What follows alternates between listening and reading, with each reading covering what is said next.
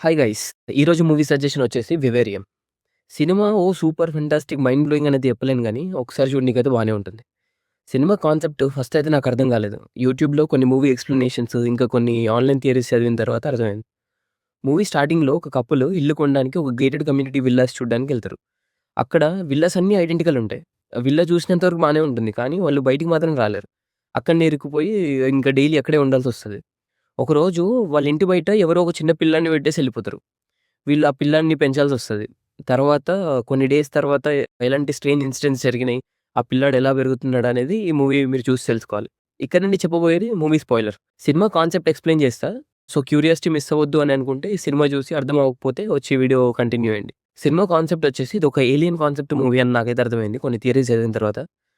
Aliens వాళ్ళ పిల్లల్ని పెంచడానికి వాళ్ళకంటే బెటర్ హ్యూమన్సే పెంచగలరని నమ్మి ఇలా హ్యూమన్స్‌ని చూజ్ చేసుకుంటారు.